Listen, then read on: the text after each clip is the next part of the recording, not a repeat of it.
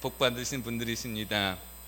오늘 두 번의 강의를 통해서 너무 귀한 말씀을 전해주셨고, 오늘 나를 어떻게 변화시켜 가는가 귀한 말씀의 주제를 전해 주실 텐데요.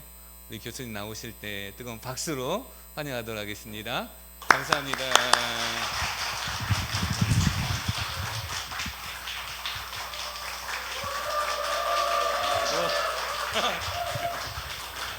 우리 목사님이 연습시키셨어요? 이렇게 열렬하게 환영해 주셔서 굉장히 고마워요. 정들자 이별이라고 그러더니 이제 3일 와가지고 이제 길도 알고 이제 정 들었는데 이제 또 잠시 우리가 이제 헤어져야 될 시간이 다 됐는데, 오늘 또 제가 공부하면서 느꼈던 이야기를 또 잠깐 같이 나눠보기로 해요. 어저께는 옆에 있는 사람을 어떻게 변화시킬 수 있을까 하는 그 얘기를 했는데, 변화라는 건 우리말에 이런 거 있죠. 야, 나는 우리 남편하고 머리가 잘 통해서 좋아, 그런 표현이 있어요, 없어요? 없죠. 근데 나는 내 아내랑 마음이 잘 통해서 좋아, 그런 표현은 있어요, 없어요? 있죠. 결국은 마음이 통해야 돼요. 사람이 변하거나 내가 변하거나, 변화는 머리로 오는 게 아니라 마음으로 오는 거예요. 그래서 머리로 하는 충고나 권유나 이런 것들이 생각보다는 효과가 없어요. 그건 다 머리로 하는 거니까 마음으로 해야 돼요. 내 마음이 진심이 통해야 이게 사람들은 변화가 되는데, 마음이 통하려고 하면 상대의 마음의 소리를 내가 들어야 되잖아요. 그래서 듣기는 상대의 마음의 소리를 들어야 되는 거예요. 그러니까 지난 시간에 제가 가장 쉬운 예를 들은 게, 이렇게 씨를 뿌려놓고 그 씨 위에 좀 돌이 놓여 있으니까, 그럼 그 밑에 있는 녀석은 똑바로 못 크니까 옆으로 이렇게 큰단 말이에요. 근데 그 녀석 보고 아무리 우리가 안타깝다고, 야 똑바로 커, 이렇게 100번 얘기해봐야 소용이 없어요. 얘는 지금 뭐라고 그러는 거야 속으로?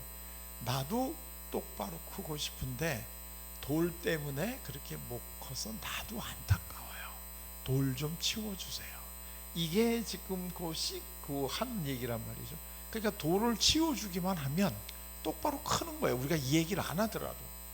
근데 우리 이웃들, 우리 가족도 그렇고, 우리 이웃들이 뭔가가 바람지 못한 행동을 할 때는 그 행동을 바꾸라고 탓하는 것보다 전에 왜 이분이 이런 활동을 했을까 하는 것부터 먼저 알아주는 게 굉장히 중요한 일이다 이거예요. 그리고 그 마음을 만져주시게 되면 천천히 자기의 본래의 모습대로 돌아간다, 지금 이런 얘기예요.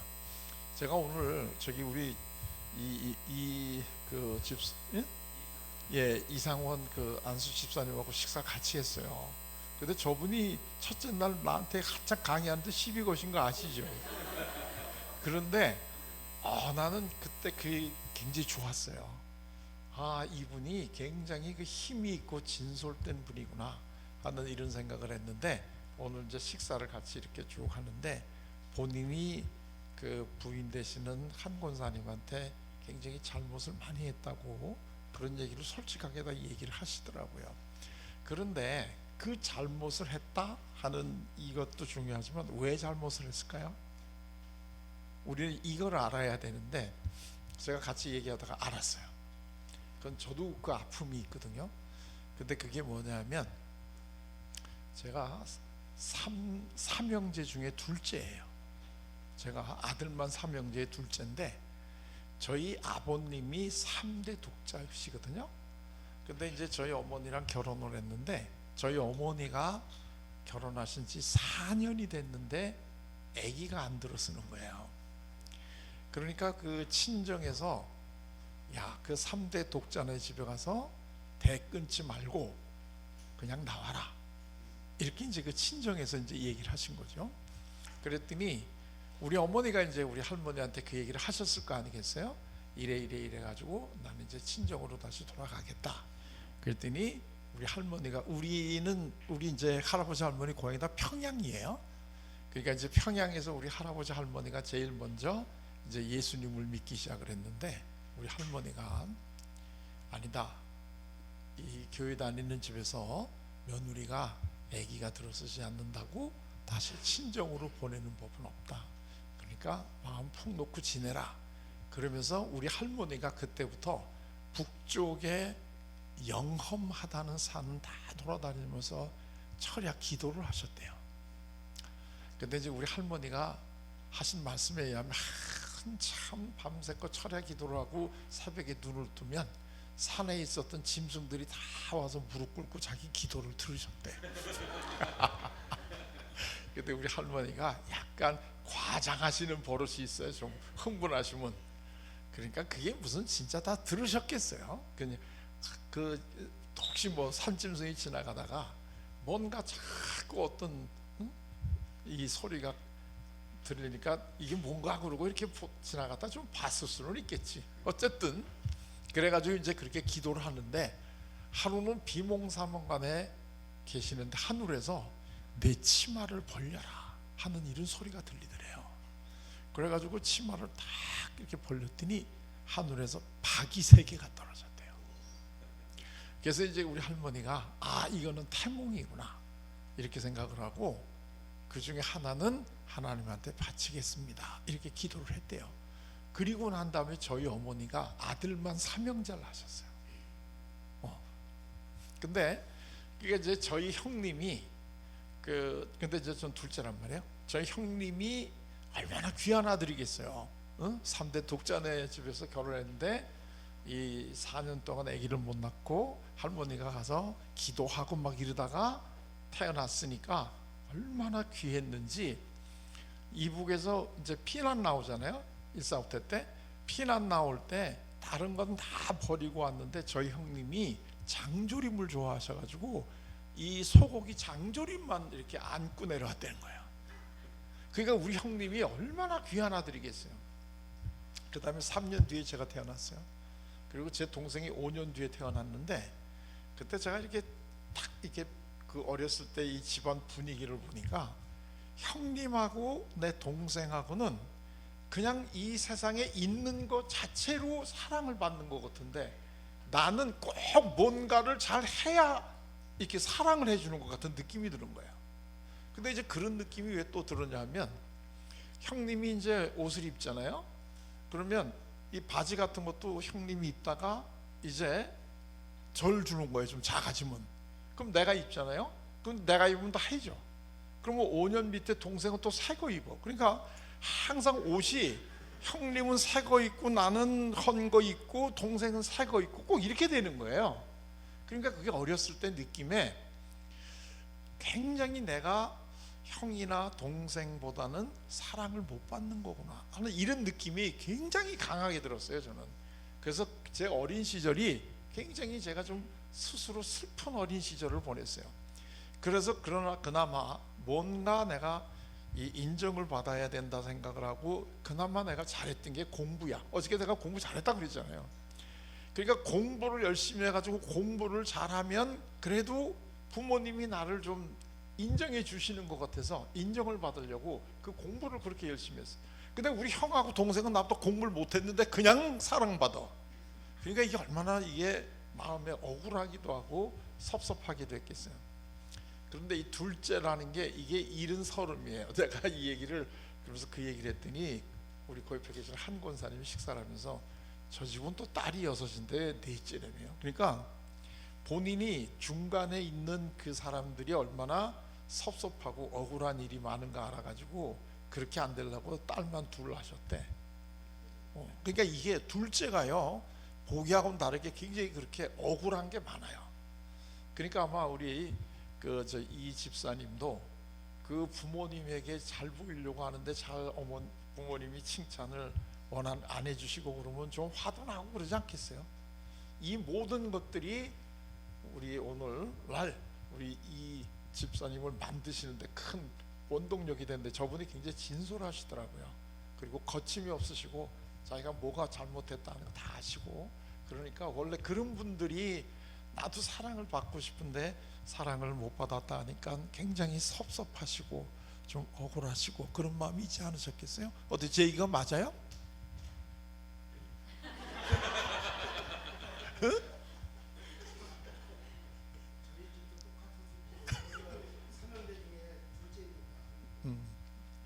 놈하고 작은 놈은 아무리 이렇게 잘했다고 해도 나한테는 뭐 잘한 거고 뭐 속만 새긴다고 맨날 그것만 했지.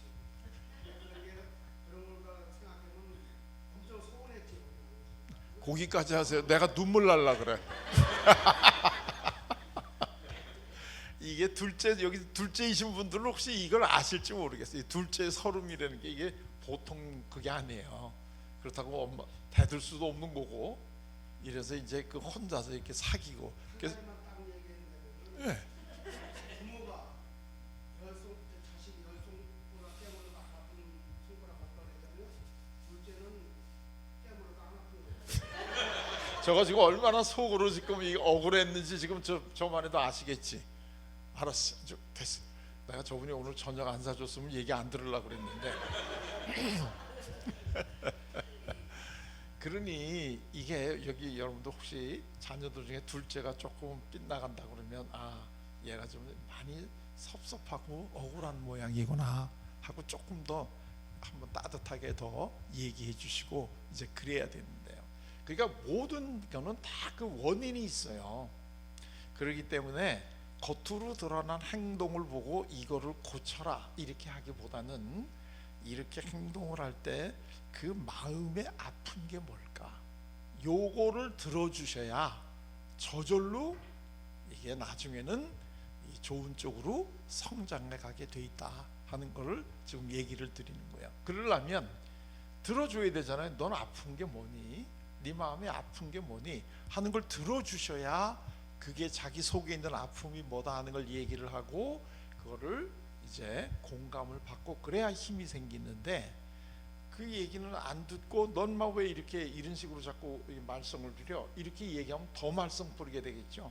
그래서 이 사람을 변화시키려고 할 때는 이 꾸지람을 하거나 또는 자꾸 뭘 알려주시려고 하기보다는 마음속에 있는 그 아픔이 뭘까 하는 거를 먼저 그 마음의 소리를 들어주실 필요가 있다는 거예요. 이게 어저께 한 건데 이해가 다 되셨죠? 오늘은 내가 변하는 걸 할 차례야. 나도 변하고 싶잖아요. 근데 해보려도 안 되잖아요. 그때 이게 그럼 왜 안 되는가 하는 거를 변화를 할 수 있는 방법을 알려드리고 싶은데, 이것도 예수님께서 다 우리한테 알려주셨어요. 그래서 오늘 예수님께서는 어떻게 변화가 되셨느냐 하는 거를 제가 한번 말씀을 드리려고 그래요. 우리는 예수님은 예수님이니까 그냥 오실 때부터가 완전한 인간으로 오셨을 거다 자꾸 이렇게 생각하시는데, 예수님도 그렇지 않아요. 예수님도 우리랑 똑같이 아파하시고 슬퍼하시고 괴로워하시고 다 이런 인간의 몸을 가지고 이 세상에서 사셨으니까 예수님도 약하실 때가 있을까요? 없을까요? 당연히 있죠. 당연히 있죠. 그럴 때 예수님은 어떻게 그 마음을 다스리고 스스로 변화가 되셨느냐 하는 그 방법을 오늘 예수님이 우리에게 알려주신 방법을 제가 한번 같이 우리가 이제 나눠보도록 할게요. 그 오늘 이 본문을 한번 잘 생각을 해보세요. 이 그 예수님이 이제 우리가 보통 그 30세까지 사시다가 나머지 3년 동안 공생애를 하셨다, 우리가 이제 이렇게 생각을 하잖아요. 근데 예수님의 그 3년 동안의 공생애 기간 동안에 예수님이 제일 가슴이 아프고 마음이 약해지셨을 때가 언제일 것 같으세요? 예수님이 제일 마음이 아프고 제일 약해지셨을 때가 언제일 것 같아요? 저는 그게 내일 내가 십자가에 달려 돌아가시기 그 전날, 이때 예수님이 마음이 제일 괴로우시고 마음이 제일 약해지셨을 때일 것 같아요. 우리가 그 큰 어떤 이거는 얼마나 내가 내일 아침에 큰 고통을 당할 건가 하는 것을 예수님은 다 아시잖아요. 그러니까 그 전날 얼마나 마음이 아프시겠어요. 그 예수님께서 이제 제자들하고 이제 헤어질 준비를 다 하시잖아요. 최후의 만찬을 하시고 제자들 발을 다 씻겨 주시고 그 다음에 유언을 하시고 그리고 이제 같이 겟세마네 동산에 기도를 하시러 가셨잖아요. 그런데 거기 성경을 보게 되면 습관에 따라 이렇게 돼 있어요. 습관에 따라. 그러니까 습관에 따라 되는 거는 예수님께서도 습관적으로 수시로 겟세마네 동산에 가서 기도하셨다, 지금 그 얘기잖아요. 습관에 따라서 했으니까. 그리고 이제 습관에 따라서 거기 가셔가지고 제자들 보고 여기 있어라. 그리고 제자 세 사람을 데리고 베드로, 그 다음에 누구예요? 베드로하고 또 항상 같이 다니던 두 명이 있어요. 이름 쓰기 귀찮으니까 플러스 두 명. 이 두 명을 데리고 올라가셔가지고 뭐라고 얘기를 하시느냐 하면, 내가 지금 마음이 너무나 아프다. 그러기 때문에 나를 위해서 깨어서 기도 좀 해주라. 이렇게 부탁을 합니다. 부탁을 하시고 그 다음에 이 예수님이 거기서 끝나는 게 아니고 이번에는 멀리 조금 떨어진 데 가서 하나님에게 기도를 하십니다. 이 하나님하고 기도하는 것도 하나님하고 대화하는 겁니다. 기도도 일종의 하나님하고 하는 대화잖아요. 그러니까 하나님하고 이제 이야기를 하시는데, 기도가 뭐냐 이거 다 우리가 아시죠? 이건 첫째, 이 기도를 뭐라고 하시나요? 예수님이 뭐라고 얘기하시느냐 하면 아바 아버지 이렇게 부릅니다. 요거부터가 이제 굉장히 중요한 건데요. 아바 아버지 하고 부르시고 난 다음에는 당신이 원하신다면 이 잔을 나에게서 어떻게 해줄 수 있다는 거야. 그렇죠. 그 얘기는 뭐예요? 이걸 이렇게 어려운 얘기로 하지 말고 그 당시 예수님의 마음을 그냥 있는 그대로 한번 그대로 얘기한다면 뭘까요? 네? 뭐요? 그렇죠. 바로 그거예요. 이 첫째 예수님이 뭐라고 기도를 하시느냐 하면, 나 내일 죽고 싶지 않아요. 응? 이게 예수님이 하신 기도예요. 나 내일 죽고 싶지 않아요. 응? 자, 여기 제일 처음에 한 게 죽고 싶지 않아요.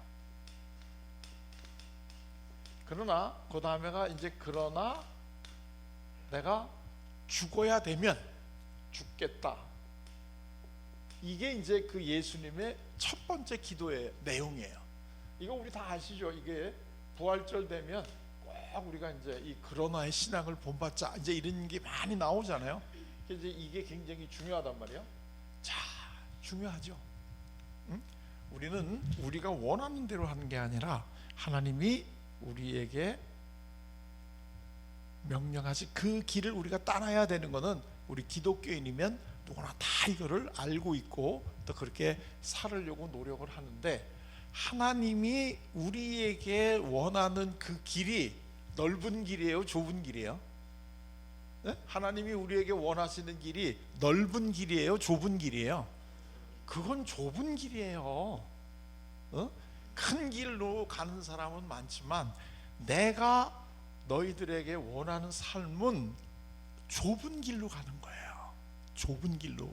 그러니 그 길을 가는 게 기쁘겠어요? 아니면 힘들겠어요? 엄청 힘들겠죠. 더더군다나 너는 내일 아침에 십자가에 달려 죽어야 돼. 이거를 예수님은 이 하나님과 천지 창조하실 때부터 계신 분 아니에요. 그렇기 때문에 내일 내가 어떠한 고초를 겪고 어떤 모습으로 내일 죽을 건가 하는 것을 예수님은 이미 다 알고 계시는 거예요. 그러니 그 고초를 당할 거를 예수님이 생각을 하시면서 그 길을 가고 싶으시겠어요? 가고 싶지 않으시겠어요? 예수님이 인간이야 이때는. 응? 가고 싶겠어요? 가고 싶지 않겠어요? 가고 싶지 않겠죠. 그래서 예수님은 나 죽고 싶지 않다 하는 기도를 하시는 거예요. 이 기도가 굉장히 좀 놀랍지 않으세요? 언뜻 보면 사실은 이 베드로가 그런 기도를 해야 될 사람 아니에요? 왜냐하면 예수님이 베드로에게 이 친구들 전부 다 예수님을 버리고 도망가도 나는 죽으면 죽었지 나는 예수님을 떠나지 않겠습니다 이렇게 얘기했잖아요. 그때 예수님이 뭐라고 대답을 했어요? 이게 우리 같으면 야, 너 빈말이라도 진짜 고맙다. 응? 네가 그 얘기하니까 내가 힘난다. 우리는 이렇게 얘기할 수 있는데 예수님은 딱 뭐라 그래요? 야, 너는 닭이 울기 전에 나 3번 부인할 놈이야. 아, 예수님 대단하지 않아요? 베드로가 다른 제자들 전부 다 도망가는 한이 있더라도 나는 예수님을 끝까지 따르겠습니다 그랬더니 너는 닭이 울기 전에 나를 3번을 부인할 거야. 참 예수님 모진 분 아니에요? 근데 베드로가 그 얘기를 마음속으로 받아들였어요? 안 받아들였어요? 안 받아들였어. 그럼 뭘 보고 알아요? 십자가에 달려 돌아가시기 전날 예수님이 또 얘기했어. 그 얘기를 너희들 다 나를 이제 버리고 갈 거다 그랬더니 나는 죽으면 죽었지 당신을 안 버리겠습니다 그랬더니 너는 내일 새벽에 닭 울기 전에 나 3번 부인할 거야. 이 얘기를 바로 얼마 전에 한 거야. 그런데 예수님이 하나님하고 지금 이런 기도를 할 때 베드로는 뭘 했어요? 네? 잤지. 야, 참 이게 이 장면이 좀 머릿속으로 그려지시나요? 이걸 그려보셔야지 오늘 우리가 예수님이 하신 기도에 정말 의미가 뭘까 하는 걸 아는 거예요. 사실은 베드로가 예수님께서 닭이 내일 새벽에 울기 전에 제가 3번을 부인한다는 말씀을 하셨는데 제발 제가 마음이 약해서 예수님을 부인하지 않게 나를 좀 지켜주세요. 오히려 베드로가 이렇게 기도를 해야 되잖아요. 근데 베드로는 담대하게 자가. 예수님이 막 지금 이 기도하고 있을 때 그런데 오히려 예수님은 죽고 싶지 않다 이런 기도를 하고 계시는 거예요. 지금 이 장면이 머리에 잘 근데 또 하나는 이 예수님이 이 하나님을 부를 때 뭐라고 부르시느냐 하면 아버지 이렇게 부르는데 이때 이 아바라는 이거는 예수님이 사용하신 아람어의 아빠 이런 뜻이잖아요. 우리하고 비슷해요. 이게 전 세계적으로요 어머니 아버지는 발음이 다 비슷합니다. 특히 어머니라는 이 단어는 거의 발음이 전 세계가 비슷해요. 그건 왜 그러냐면 어린아이들이 갓난 어린아이들이 태어나서 제일 먼저 부르는 게 어머니인데 그때 옹얼옹얼 하면서 부르는 그게 어머니로 굳어지는 거야. 그래서 우리나라에도 엄마, 영어로도 마미 다 이렇게 그 아주 어린아이들이 갓난아이가 제일 부르기 쉬운 얘기가 어머니로 굳어지는 거야. 거기에 비하면 아빠 이거는 조금 힘들어요. 그런데 그래도 이 아빠하고 부르는 거하고 아버지하고 부르는 거하고 느낌이 어때요? 굉장히 다르지 않나요? 이 느낌을 잘 보셔야 예수님이 왜 이런 기도를 하셨는가 하는 것을 우리가 알 수 있어요. 이거하고 아주 예수님이 편한 마음에서 우리들에게 기도를 어떻게 해야 되는가 하는 것을 알려주신 게 주기도문이에요. 근데 이 주기도문을 보시게 되면 맨 첫 번에 하나님을 어떻게 불러요? 하늘에 계신 우리 아버지여 이름을 거룩하게 하옵시며 이렇게 부르잖아요. 지금 하늘에 계신 우리 아버지여 이렇게 굉장히 편하게 이렇게 부르는데 이때는 지금 어떻게 된 거예요? 내일 아침에 내가 죽는 날이야.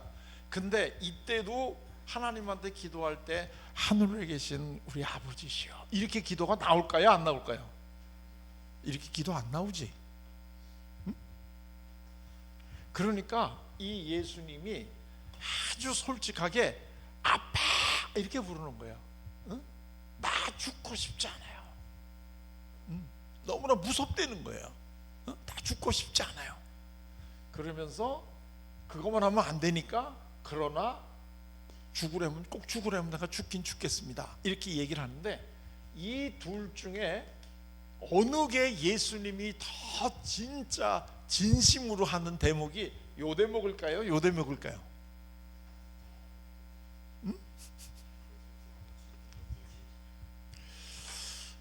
믿음이 약한 자들만 모여있네. 그러나 믿음이 약하지만 솔직한 분들이 있어서 굉장히 좋아요. 어? 나는 전부 다 여기라고 얘기할까봐 내심 내가 좀 걱정했거든요. 저는 이때 예수님이 정말 본심이 나타난 부분이 이 부분이라고 생각을 해요. 나 죽고 싶지 않아요. 나 죽고 싶지 않아요. 그런데 예수님은 자기가 내일 죽어야 되는 걸 알고 있는 분이잖아요. 그런데도 나 죽고 싶지 않아요, 이 얘기를 할 때, 그때 예수님의 모습이 한번 이렇게 머릿속으로 그려지나요? 예수님은요 아주 진솔되신 분이에요. 자기 마음을 숨기지를 않아요.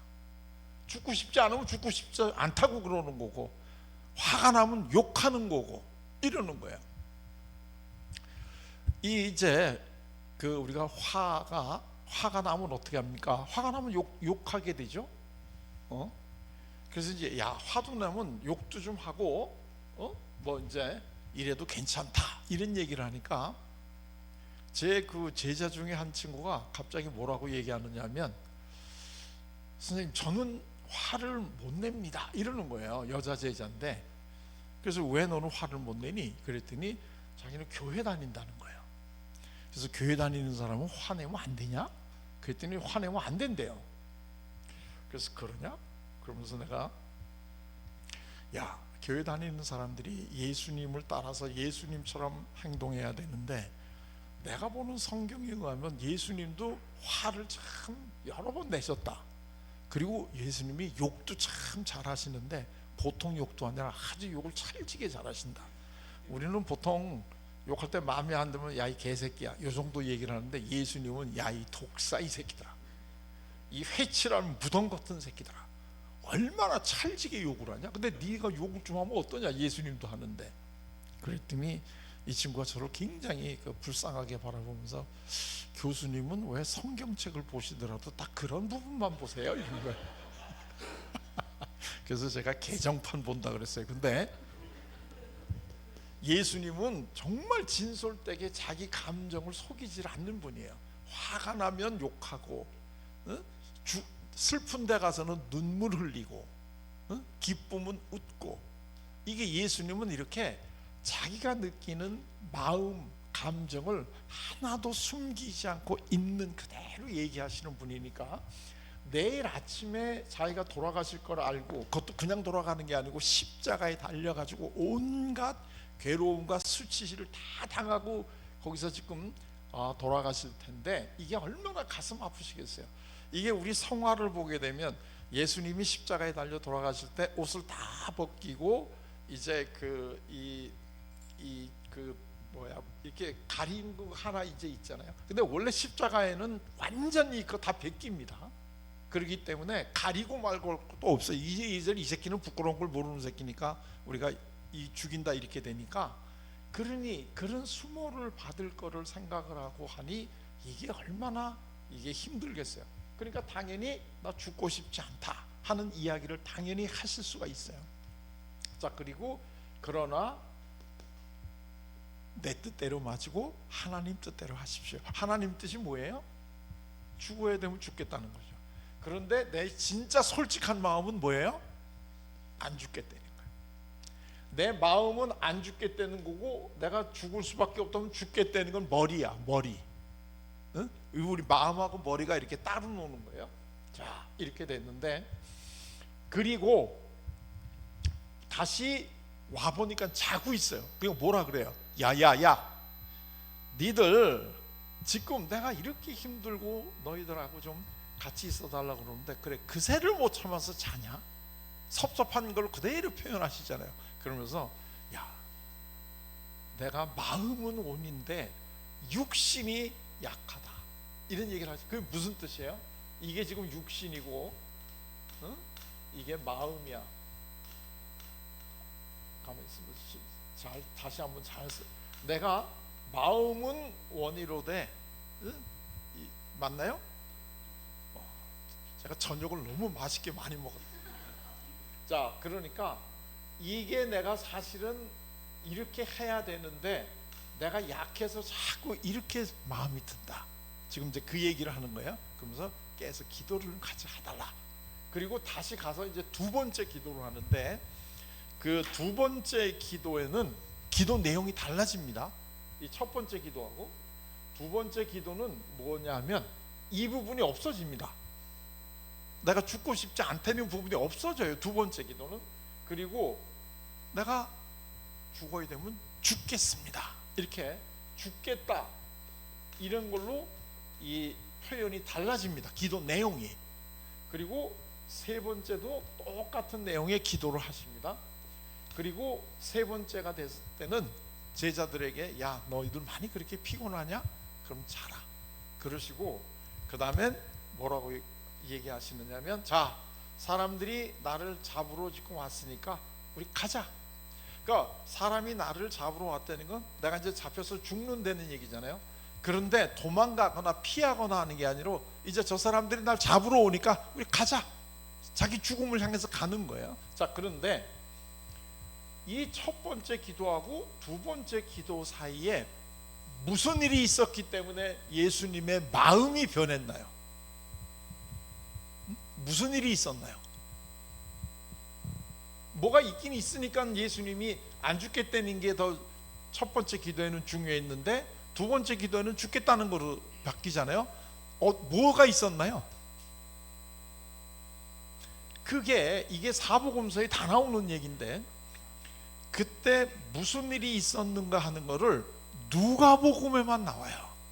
그리고 오늘 우리가 읽은 데서 그게 나오는데 무슨 일이 있었느냐 하면 첫 번째 기도를 하시고 난 다음에 하늘에서 천사가 와서 예수님에게 힘을 돋았어요.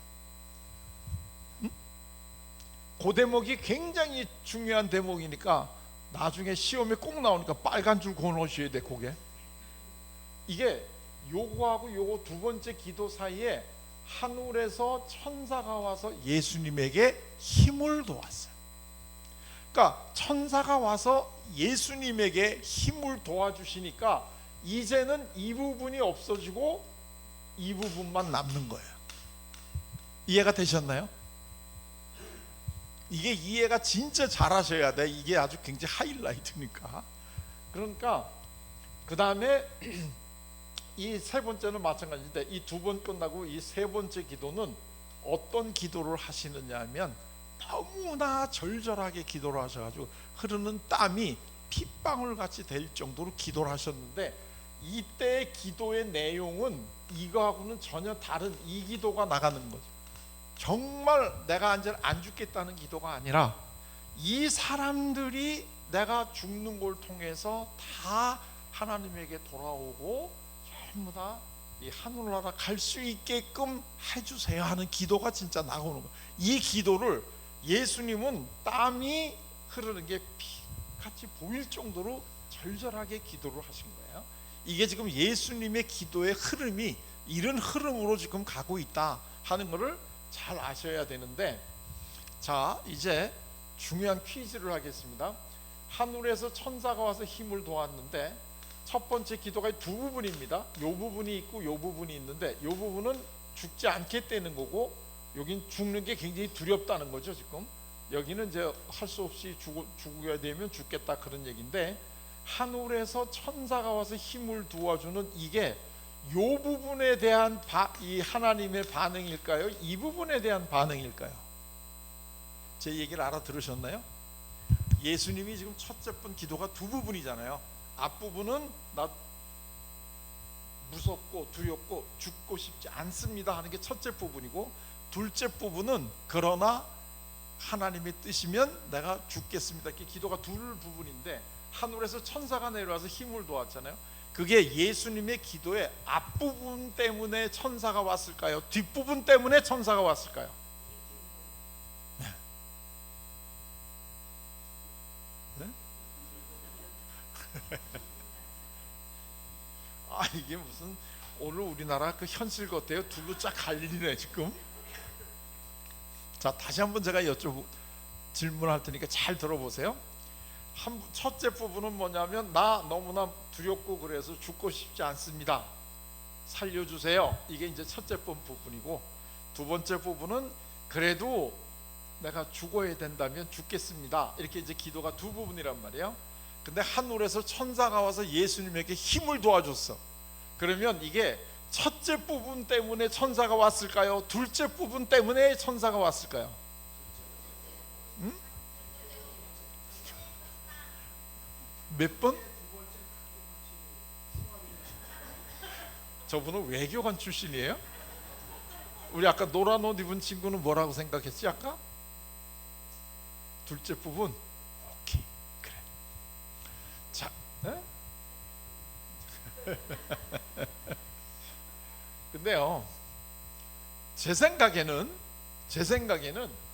이 첫째 부분 때문에 오셨을 것 같아요. 왜냐하면 이 둘째 부분은 죽겠다는 거 아니에요.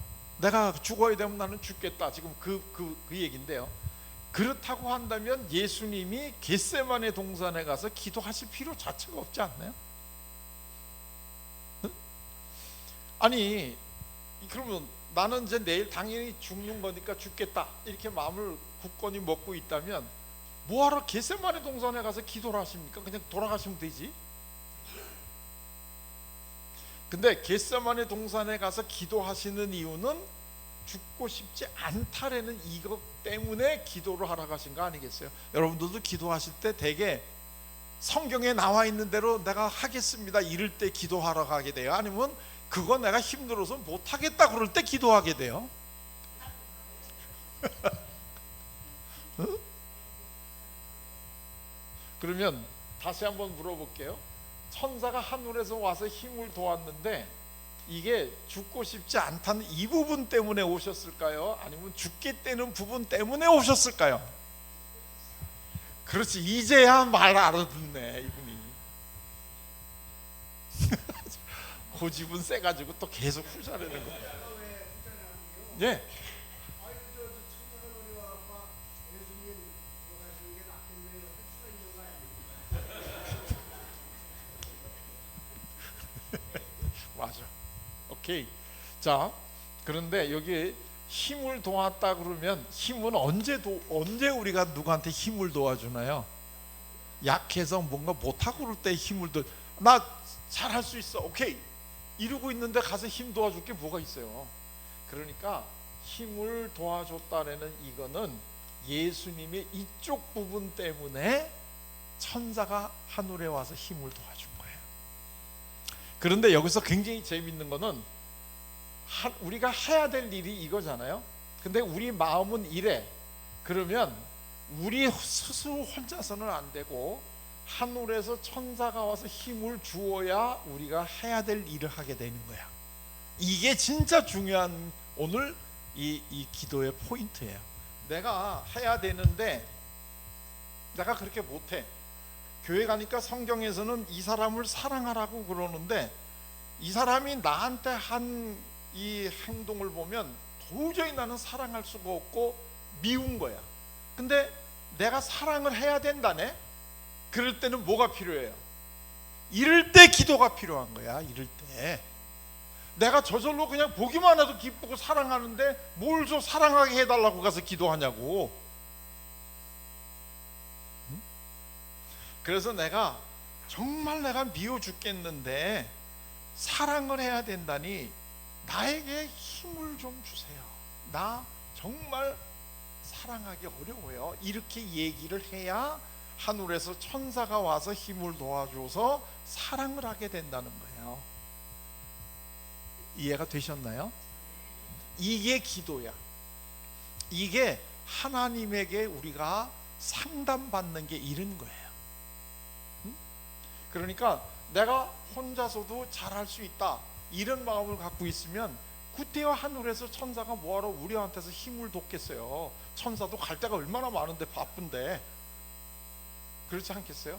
천사가 우리에게 와서 힘을 도와준다고 하는 것은 우리가 해야 되는데 내가 정말 너무나 힘들고 그거 못해, 그래서 난 이거 못하겠습니다 하고 얘기를 할 때 하늘에서 천사가 와서 힘을 도와서 결국 그 일을 어떻게 돼요?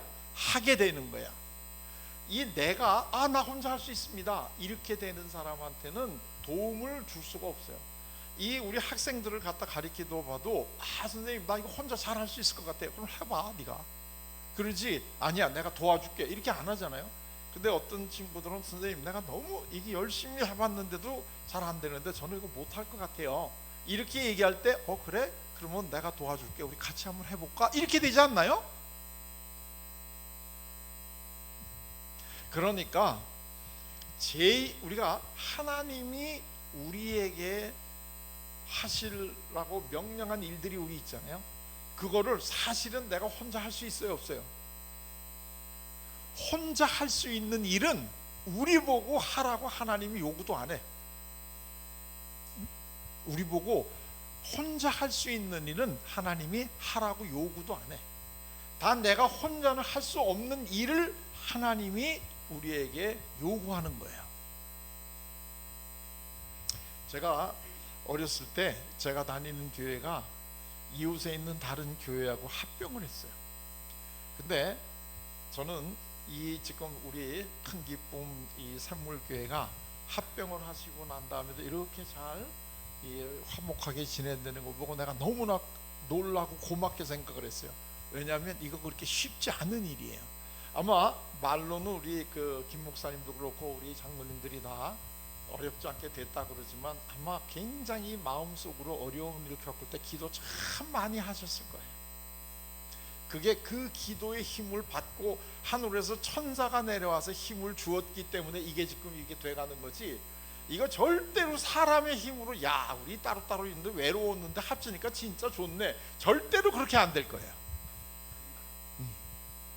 그래서 정말 우리가 난 이거 못합니다 이럴 때 기도를 하면 하늘에서 천사가 와서 힘을 준다는 거예요. 이런 거를 우리가 또 한번 구약에서도 이런 대표적인 이런 케이스가 있는데 이게 누가 그랬어요? 아예 그냥 그냥 난 죽이려면 죽여, 난 못해 막 이러고 막 그 하나님한테 나가 넘어진 사람 있지 않아요? 누구예요? 엘리야라는 사람이에요. 엘리야라는 사람이 그 산에서 막 바알 신 거 다 때려 죽이고 막 이러면서 했는데 그러면 이제 잘 될 거라고 생각을 했는데 오히려 그 왕비의 미움을 더 사가지고 동굴로 들어가서 숨었잖아요. 그러다가 너무나 지치기도 하고 실망하니까 로뎀나무 아래서 뭐라고 그래요? 차라리 나 죽여라. 여러분 하나님한테 이러려면 차라리 나 죽이세요 이런 기도 해봤어요? 앞으로 기도를 이렇게 하세요. 그래야 천사가 와. 하나님 나 혼자 할 수 있으니까 옆에서 좀 한번 지켜봐 주세요. 이건 아직까지도 배에 기름 낀 거야. 나 더 이상 이제 못해, 나 이제 아주 그냥 죽여 이제 나는, 이렇게 되니까 이때도 천사가 왔잖아요. 천사가 와가지고 먹을 것 하고 이걸 주면서 살려냈잖아요 다시. 이게 천사가 와서 줬으니까 먹었잖아요. 그리고 난 다음에 힘을 얻어가지고 40일을 걸어간 다음에 거기서 하나님을 다시 만나잖아요. 여러분도 로뎀나무 밑에서 차라리 나 죽여 막 하나님한테 이렇게 한번 해보셨어요? 해보시라고 이제. 그래야 하늘에서 천사가 오는 거예요. 하나님은 우리한테 어떤 일을 맡기실 때에는 꼭 우리가 그거를 할 수 있는 일이니까 맡기는데 절대로 쉬운 일은 아니야. 절대로 쉬운 일은 아니에요. 그럴 때 나 정말 나 이거 못하겠습니다, 차라리 나를 데려가 주세요, 나 이걸 못하겠습니다, 이럴 때야 하늘에서 천사가 와서 힘을 도와준다는 거예요. 그래서 결국은 하나님이 우리를 통해서 하시고자 한 일이 이게 이루어질 수 있게 해주는데, 이거 하나님이 어떤 사람들을 제일 싫어하느냐 하면 이런 사람이에요. 예를 들면 또 하나 이런 대표적인 사람이 모세라는 사람인데, 여러분 모세 알잖아요. 엄청난 이 큰 업적을 이룬 사람이 모세인데, 이 사람이 40세까지는 혈기 왕성해 가지고 자기 종족을 괴롭힌다고 그 애굽 사람을 때려 죽인 사람 아니에요. 그러고 난 다음에 이제 광야로 가서 40년 동안을 이제 하찮은 일을 하면서 이제 살고, 거기서 결혼하고 40년 동안 목동일을 하면서 완전히 이제 큰 이 포부라든가 이런 거 다 그냥 없어지고 그냥 겨우 그 목동일을 하는 이런 사람이었는데, 40년을 그렇게 했잖아요. 그리고 80세 됐는데 이 하나님을 만나잖아요. 그 불타는 가시나무 거기서 하나님의 음성을 듣잖아요. 너 이제는 내 백성을 그 애굽 땅에서 데리고 나와라. 근데 모세가 그럴 만한 이 그 마음이 돼 있어요, 없어요? 아니에요. 40년 동안이나 그냥 그 광야에서 양치고 이런 사람으로 지냈기 때문에 그런 일을 할 수가 있는 사람이 아니야, 본인이. 그러니까 모세가 뭐라 그래요? 나 이거 안 하겠다고 그러잖아요. 못 하겠다고. 그랬더니 하나님이 또 알려주시잖아요. 내가 도와줄 테니까 해. 아, 나 이거 못 하겠습니다. 그랬더니 너 할 수 있잖아. 그리고 지팽이가 막 변하는 거 막 보여주시고 막 여러 가지를 했는데도 모세가 나 이거 못 하겠습니다. 그랬더니 그러면서 모세가 결정적으로 뭐라고 얘기를 했냐면 다른 사람 시키세요.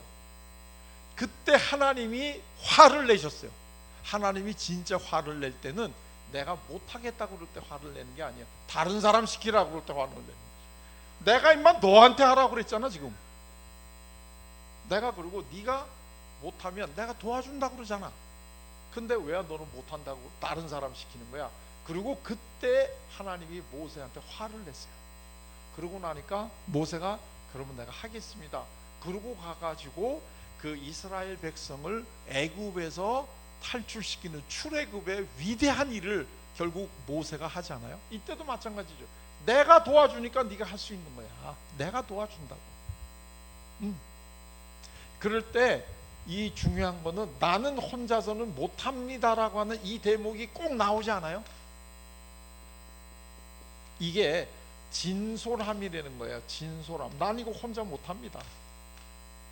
그래서 내가 솔직하게 이거를 이야기를 해야 하늘에서 천사가 와서 힘을 도와준다 이거예요. 그러니까 나는 정말 두렵고 힘들고 능력이 부족한 것 같아서 나 이거 못하겠습니다 하고 솔직하게 내 마음을 이야기해야 하늘에서 천사가 와서 여러분에게 힘을 도와준다는 거예요. 그때야 우리가 못하겠다는 나의 마음이 변해서 하겠다라고 하는 사람으로 변하는 거예요. 이게 우리가 사람이 변하는 방법이에요. 그래서 내가 못하겠다라는 것을 진솔하게 이야기를 하는 이것부터가 시작이 돼야 돼요. 내 마음을 진솔하게. 그런데 우리는 다른 사람하고 관계를 맺을 때 진솔하게 나 이거 못하겠습니다 이렇게 얘기하는 게 아니라 내가 그러면 얼마나 사람들이 나를 우습게 볼까? 얼마나 내가 믿음이 적다고 그럴까? 이런 여러 가지 사람들의 눈이 두려워서 나 할 수 있다 하고 이렇게 부풀려 가지고 이야기를 하는 경향이 있다는 거예요. 나 이거 못하겠습니다 하고 얘기할 때 천사가 하늘에 와서 힘을 도와줍니다.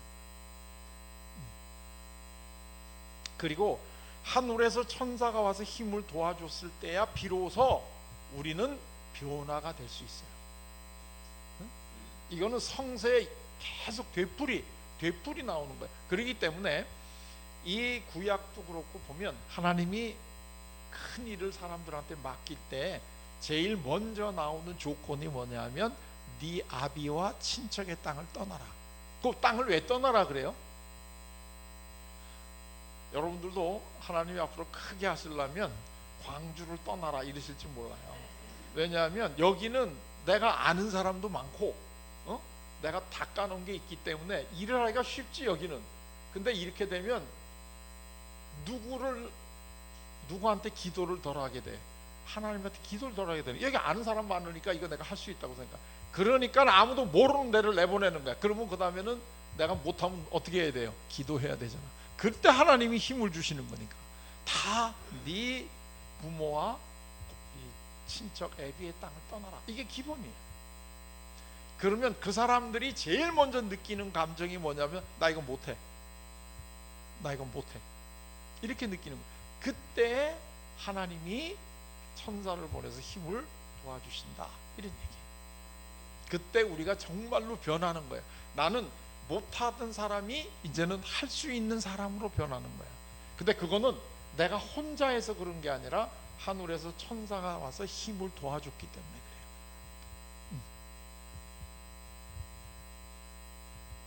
자, 여기서 또 하나 이제 중요한 게 그건데요. 베드로라는 사람은 아까 잤다고 그랬잖아요. 응? 자, 그런데 예수님은 나는 솔직하게 죽고 싶지 않다라는 얘기를 하고 하늘에서 천사가 와서 힘을 도와줘서 이제는 내가 죽겠다, 이렇게 마음이 변했잖아요. 그렇기 때문에 이 예수님은 이 그 로마 병정들에게 잡혀가지고 대제사장의 뜰로 끌려갔잖아요. 베드로는 어떻게 했어요? 베드로는 이제 시간 자다가 이제 깨가지고 이제 그 가는데, 그때 다른 제자들은 다 이미 도망갔죠 지금. 근데 베드로는 도망은 안 갔어요. 그래도 왜냐하면 제가 예수님한테 한 약속도 있고 그러니까. 그 대신 너무 바짝 따라가면 어떻게 돼요? 이 예수님의 제자라는 게 드러날까 봐 바짝은 못 따라가. 그렇다고 또 도망도 못 가. 그러니까 어떻게 따라가? 멀찌감치 따라가요. 야, 그거 참 기가 막힌 표현인 거예요. 도망간 건 아닌데 그렇다고 예수님을 따라간 것도 아니야. 멀찌감치 따라가 가지고 이 그 뜰에 사람들 다 웅성웅성 모여가지고 격풀 쬐고 있는데 자기도 슬쩍 들어가 가지고 무슨 일이 벌어지나 하는 걸 지금 이게 보고 있는데, 참 성경이 얼마나 이게 리얼한, 이 드라마틱하게 글이 쓰여 있느냐면, 지나가다가 그것도 우락부락하게 생긴 로마 병사가 칼을 이렇게 이 창을 들이대면서 너도 한 패지 이렇게 물어본 것도 아니야. 거기서 일하는 젊은 여성이 지나가다가 당신도 한 배 아니에요? 이렇게 그냥 물어본 거야. 그랬더니 베드로가 뭐라고 대답을 했어요? 응? 베드로가 뭐라고 그랬어요? 아니라고. 나 아니라고.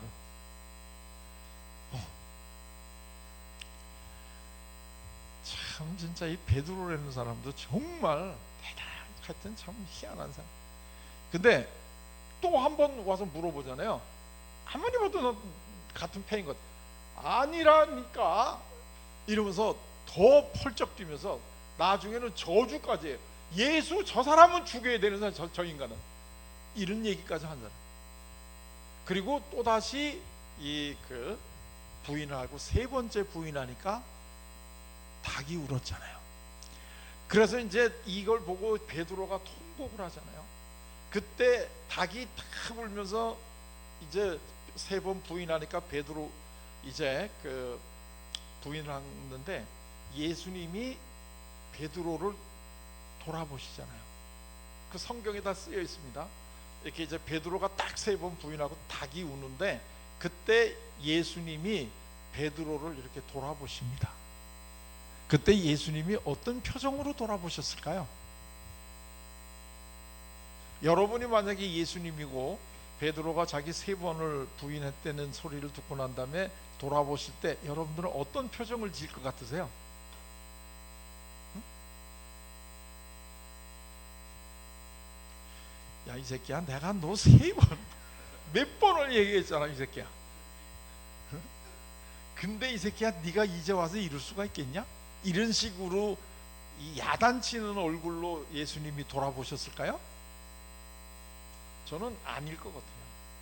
왜냐하면 예수님이 정말 그렇게 쳐다봤다면 베드로는 양심이 찔려가지고 가룟 유다 따라갔을 것 같아요. 응?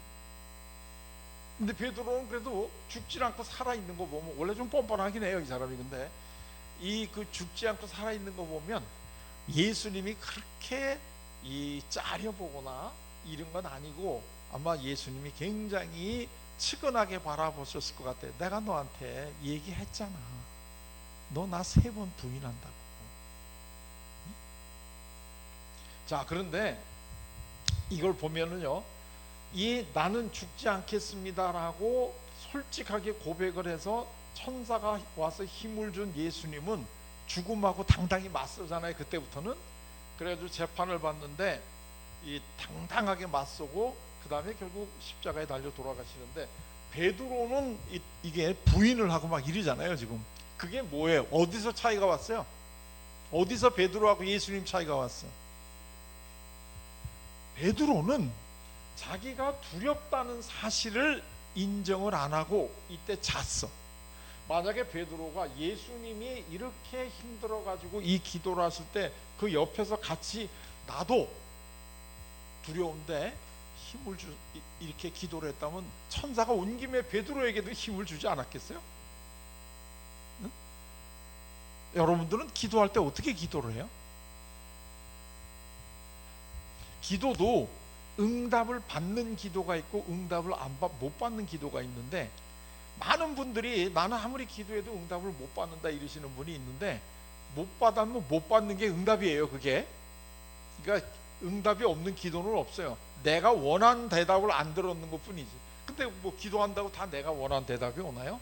그러나 기도를 했는데도 답이 안 온다, 그거는 베드로 같이 해서 그래. 베드로 같아서 그래. 근데 만약에 예수님처럼 절박하게 나 정말 해야 되는 거 우리가 알아요. 예수님 우리가 어떻게 행동을 해야 될까 하는 거를 사실 우리는 알잖아요. 성경에 나와 있고, 그리고 목사님이 또 그걸 우리에게 알려주시잖아요. 근데 나가 그렇게 못 살잖아요 지금. 그럴 때 내가 정말 나 이거 못합니다, 이렇게 솔직하게 내가 못한다는 거로 고백을 해야 하늘에서 천사가 와서 힘을 돕는다 이거예요. 그리고 결국은 그래서 내가 그 일을 할 수 있게 된다는 거예요. 중요한 거는 그 일을 할 수 있게 되죠. 그러나 우리 힘만으로는 안 돼. 근데 그거를 이제 한번 보시면 아시는데요, 그리고 난 다음에 이 베드로가 변합니다. 그 일을 겪고 난 다음에 베드로가 변하는데, 베드로가 어떻게 변하나요? 베드로는 예수님이 부활하신 걸 봤잖아요 지가. 그랬는데도 불구하고 자기가 한 짓이 있기 때문에 다시 베드로 예수님을 만나기 전에 하던 갈릴리 어부로 돌아가잖아요. 그래가지고 거기서 이제 그 고기를 잡고 있는데 예수님이 거기 나타나시잖아요. 응? 이게 이제 요한복음의 마지막 있는 아주 그 드라마틱한 장면이잖아요.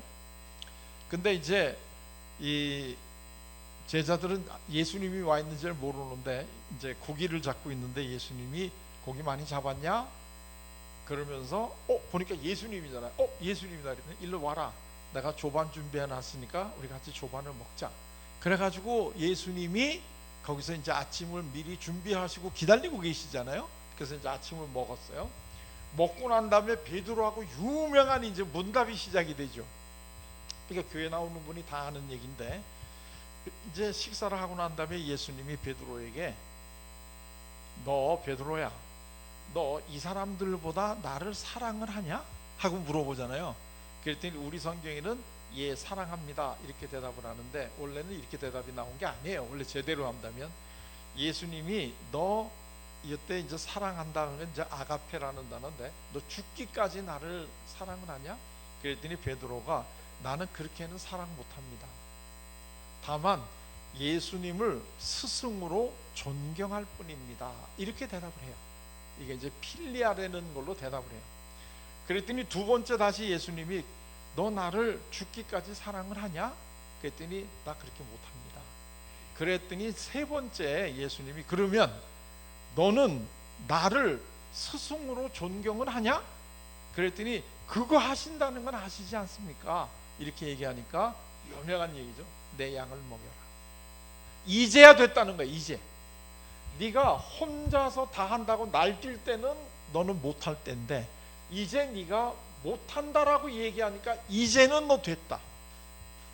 그리고 내 양을 먹여라. 왜? 네가 젊었을 때 네 혼자 네가 띠뛰고 돌아다녔는데 이제는 그렇게 안 된다. 이제는 내가 너를 도와줄 거야. 그러니까 너는 너의 남은 인생은 이제 내가 너를 인도할 거니까 이제는 너는 내 양을 먹여라. 그래가지고 베드로가 로마 가서 거꾸로 돌로 순교했다는 거 아니에요? 자, 이 왜 이제 베드로가 이를 왜 데리고 가셨을까 하는 것을 이제 의문이 좀 풀리기는 하는데요. 우리가 지금 한번 똑같이 이제 마지막으로 이야기를 드릴 결론을 내야 되는데요. 내가 진짜 변하고 싶잖아요. 그러면 이거를 갖다가 내가 말을 해야 돼요. 근데 이게 하나님한테 할 때는 기도를 하는 거고, 예수님한테, 아니면 우리 가족끼리도 마찬가지인데요. 내가 할 수 있다 이렇게 호언장담하는 게 중요한 게 아니라 제일 중요한 거는 뭐냐면 내 마음을 있는 그대로 솔직하게 이거를 전달해야 돼요. 이게 사람이 변하는데 제일 첫 번째 시작이 여기서부터 나오는 거예요. 여기 지금 예수님이 우리에게 그걸 보여줬죠. 나 너무나 힘들 것 같으니까 죽고 싶지 않습니다. 이 얘기를 먼저 하시는 게 제일 중요한 거예요. 근데 우리는 대개 그렇게 기도를 하는 게 아니라 이거는 그냥 마음속에 놔두고 이런 기도를 자꾸 해요. 나 내일 죽을 수 있게 힘을 주세요. 뭐 이런 기도. 당신은 나한테 이 사람을 자꾸 사랑하라고 그러는데 그렇다면 나한테 이 사람을 사랑할 힘을 주세요. 이렇게 기도하시면 힘이 안 와. 어떻게 기도를 해야 돼요? 나는 절대로 이 사람을 내가 사랑할 수가 없어요. 나한테 한 짓을 생각하면. 그런데 이걸 어떻게 하면 좋습니까? 이렇게 해야 천사가 하늘에서 힘이 주는, 그 기도를 뭐라고 우리가 부르느냐면 내 속에 있는 감정을 그대로 드러내는 기도를 한다는 거예요. 근데 우리는 내 마음속에 있는 나의 감정을 있는 그대로 드러내는 것을 안 해요.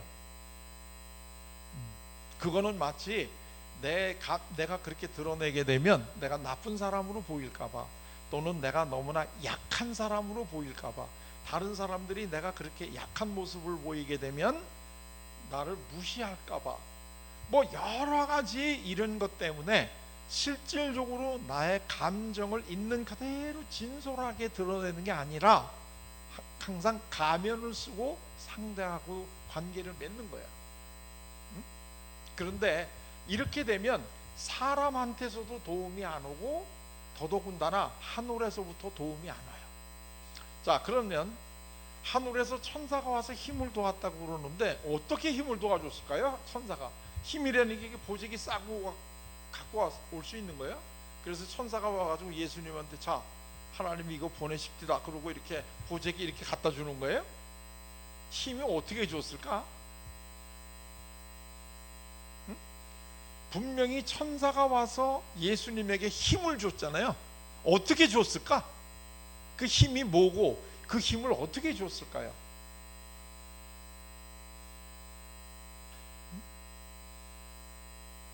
뭔가 받긴 받은 것 같은데 그걸 뭔가 이게 굉장히 중요하잖아요.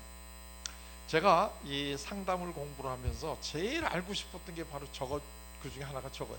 도대체가 천사가 와서 예수님에게 힘을 주었다는데 그 힘이 도대체 그걸 어떻게 주는 걸까? 왜냐하면 상담이라는 게 사람들을 변화시키는 거잖아요. 그러려면 이 사람은 내가 변화시키는 게 아니고 이 사람한테 하늘에서 천사가 준 그 힘을 줘야 되는데 도대체 그 힘이 뭔지를 알아야 줄 거 아니겠어요? 여러분은 그 힘이 뭘 것 같으세요? 그게 그 힘을 받아야만 이 원래 내가 해야 될 일을 할 수 있는 이 힘, 하늘에서 천사가 와서 주었다는 이 힘의 실체가 뭘까요? 이걸 우리가 알면 우리도 그 힘을 내가 받으면 내가 변화될 수 있겠고, 또 내 옆에 약해서 지금 자기가 할 일을 못하고서 괴로워하는 사람한테 우리가 힘을 줄 수 있지 않겠어요? 그 힘이 뭘까요?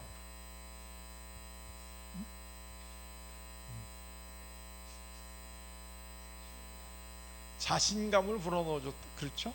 자신감.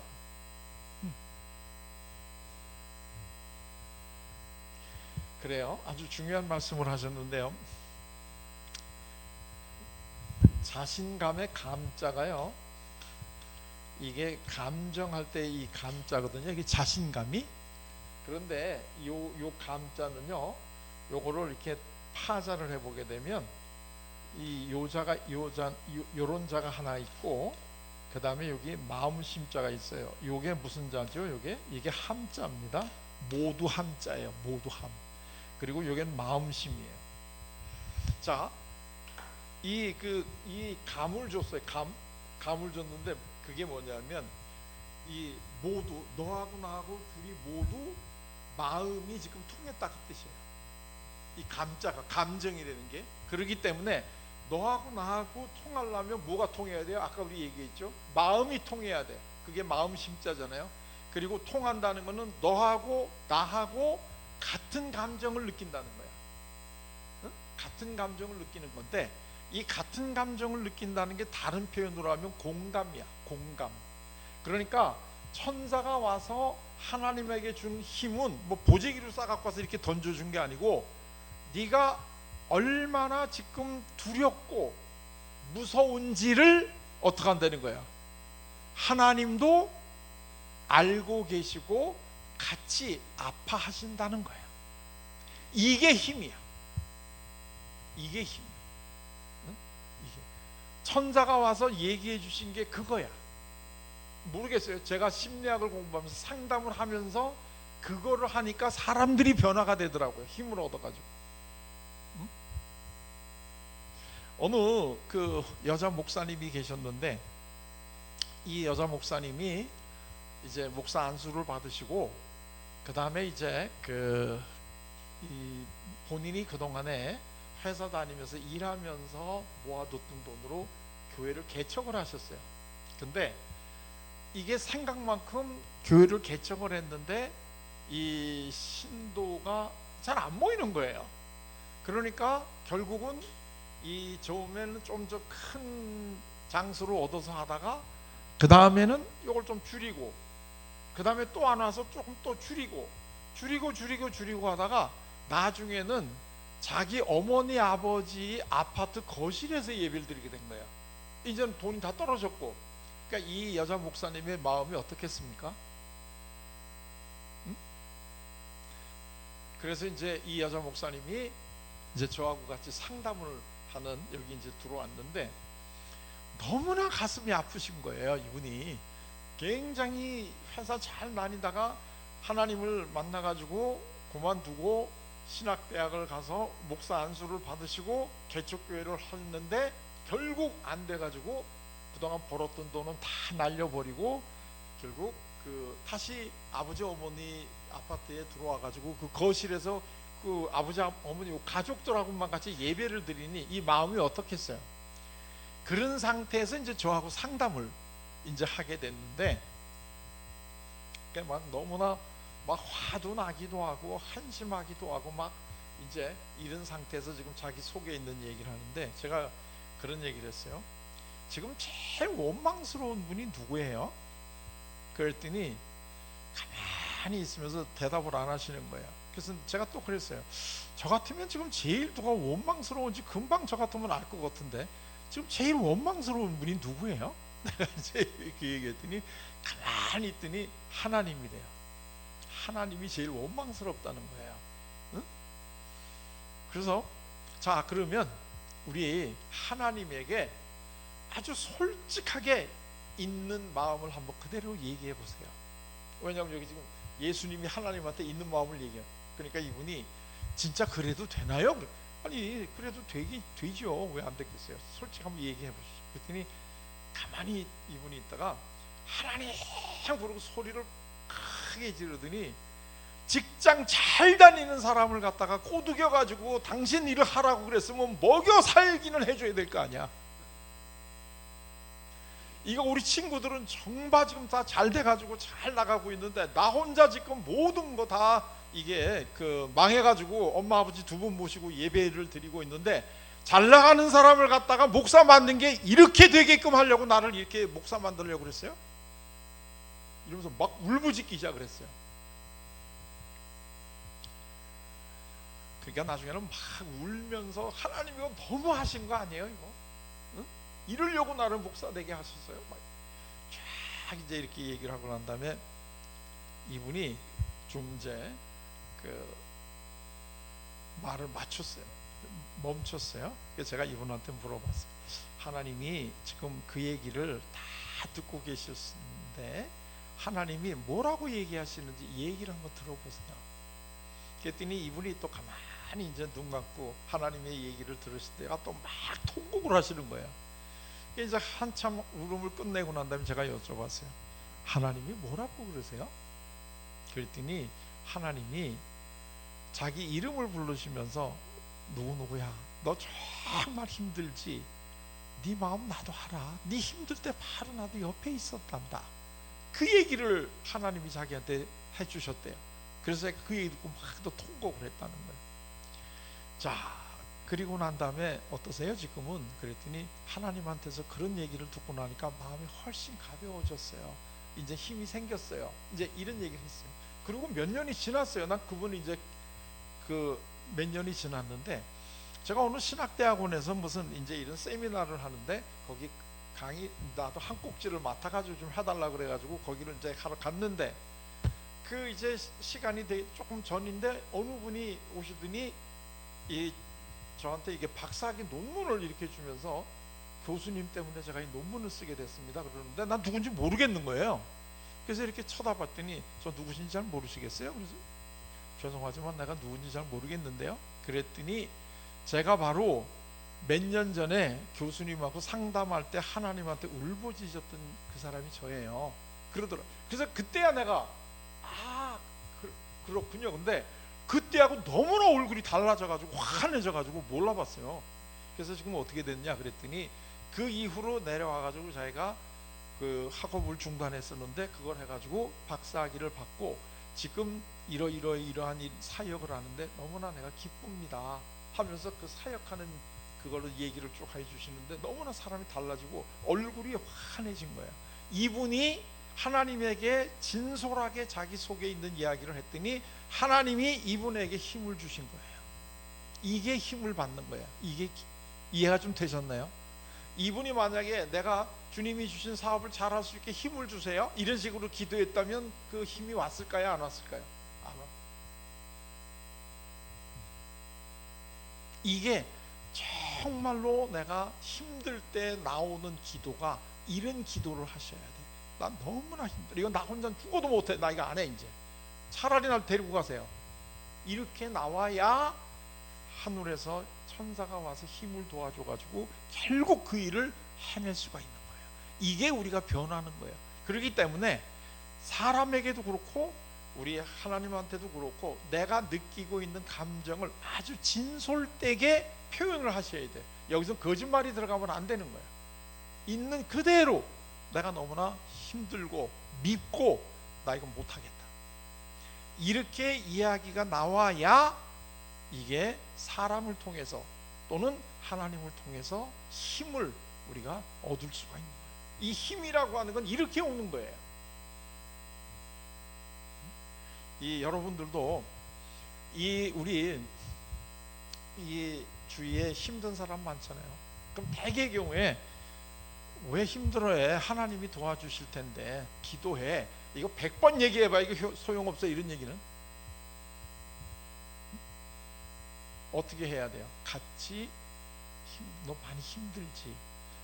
그 마음을 받아주셔야 돼요. 여러분들 자꾸 본인이 뜻하지 않게 이 실수하는 게 뭐냐면 이 교회에 다니시는 분들이 이제 그 집에 상을 당하시잖아요. 어머니가 돌아가셨단 말이에요. 그러면 이제 그 장례식에 갔는데 이거 위로해 주신다고 지금 유가족들이 굉장히 어머니를 여의고 슬퍼하시는데 가가지고 또 믿음 좋은 분들이 가끔 뭐라 그래요? 울긴 왜 울어? 지금 어머니 하늘 날아가셨는데 기쁜 일이지. 이분들 아주 정신 나간 분이에요. 응? 이거는 믿음이 좋은 게 아니라 이분은 정신 반 나간 분이에요. 이 예의가 없는 분이에요. 일단 뭐부터 해야 돼요? 너 얼마나 힘드냐? 이거부터가 우리가 공감을 해줘야 정말 내가 어머니 모시고 이게 여러 가지 후회도 되는 것도 있고 여러 가지가 생각이 나잖아요. 그 얘기를 다 이렇게 하고 난 다음에야 편하게 어머니를 떠내보낼 수가 있어요. 이게 애도하는 작업을 할 수 있게 해줘야 돼요. 그런데 이걸 못하게 하고 지금 어머니 지금 하늘 날아갔으니까 울지마 이런 식의 얘기를 해가지고는 절대로 어머니를 여윈 슬픔을 이거를 잊고 이제는 힘을 얻을 수 있는 데로 못 가는 거예요. 그렇기 때문에 충분히 슬퍼할 수 있게, 충분히 화낼 수 있게 이거를 다 마련해 주는 게 이게 제일 도와주는 거예요. 그 분위기 속에서 정말로 내가 진솔되게 이거를 해야 되는 거예요. 사실 아까 우리 기도해 주실 때 너무나 정말 기도를 해 주시는데 그 기도 듣고 제가 막 눈물이 났어요. 얼마나 절절하게 솔직하게 기도를 하시는지, 이런 기도는 정말 하나님이 들으시는 기도구나 하는 내가 이런 생각이 들었는데, 거기도 이 지금 두 교회가 합병을 하고 난 다음에 사실은 말을 못하지만은 내 나름대로는 뭔가가 아픔이 있을 수 있잖아요. 이거 그대로 하나님한테 얘기하셔도 되고, 정말 솔직하게 나는 이러이러한 것 때문에 내가 사실은 마음에 아픈 게 있었습니다 라고 이걸 솔직히 고백을 해야 그 다음에 치유에 이게 오는 거지. 나는 전혀 고민이 없어 같은 표정을 짓고 있으면 누가 그거를 위로를 할 줄 힘이 안 나오는 거예요. 그렇기 때문에 내가 힘들었다, 뭐 슬프다, 기쁘다 이거 그대로 거짓말하지 말고 표현하시는 게 제일 좋아요. 이거는 부부지간도 마찬가지고 자녀한테도 마찬가지고 똑같은 거예요.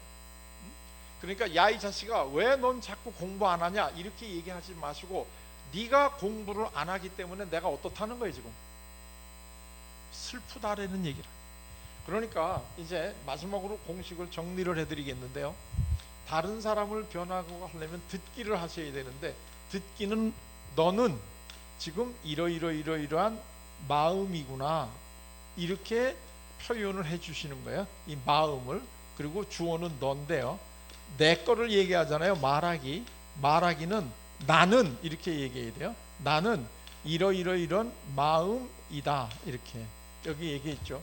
나는 지금 죽고 싶지 않은 마음이다. 이렇게 솔직하게 말을 해야 이 다른 사람, 다른 하늘이나 다른 데서부터 힘이 와서 우리가 결국 그 일을 할 수가 있는 거니까, 이 오늘부터는 듣기 말하기는 마음이에요. 마음.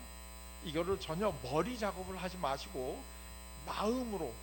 우리 자녀가 공부를 안 하면 어머니들이 굉장히 힘드시잖아요. 아버지도. 왜 힘들어요? 그게 왜 힘들어요? 공부 안 하면. 이 자식이 공부를 안 하고 게임만 하는 바람에 원하는 대학에 못 갈 것 같으니까 그게 굉장히 힘드신 거 아니에요? 그러면 뭐라고 대답을 해야 돼? 뭐 얘기야? 네가 공부를 안 하기 때문에 원하는 대학에 못 갈 것 같아서 엄마가 너무나 걱정이 된다 이렇게 얘기를 하셔야 된다는 거예요. 근데 되게 우리는 뭐라고 얘기를 하냐면, 너는 왜 공부 안 하고 게임하냐 이렇게 얘기하잖아요. 이렇게 얘기하시지 마시고, 이건 주어가 너잖아. 나는 내가 공부 안 하기 때문에 마음이 많이 걱정된다 이렇게 얘기를 하십니다. 이거는 가족들끼리도 그렇고 하나님하고 하는 대화도 똑같아요. 그래야 하늘에서 천사가 와서 힘을 도와주고 결국 그거를 이루어낼 수가 있게 돼요. 제가 이 교회 맨 처음에 올 때는 제가 우리 김근기 목사님을 참 아끼기 때문에 오기는 왔는데, 우리 목사님이 어떤 교회에서 지금 이걸 하시나 1년 전에 합병을 하셨다고 그러는데, 사실은 이 목사님이 누구한테 이게 자기 속에 있는 아픔을 잘 얘기 안 하시는 성품이에요. 그래가지고 저분이 굉장히 힘드실 텐데 얼마나 그걸 얘기 안 하고 속상하실까 이렇게 생각을 했었는데, 어제 이 주일날 어제 오늘 이렇게 오면서 제가 굉장히 기우였다 하는 느낌이 들었어요. 정말 이 교회 성도님들을 뵈니까 정말 좋으신 분들이더라고요.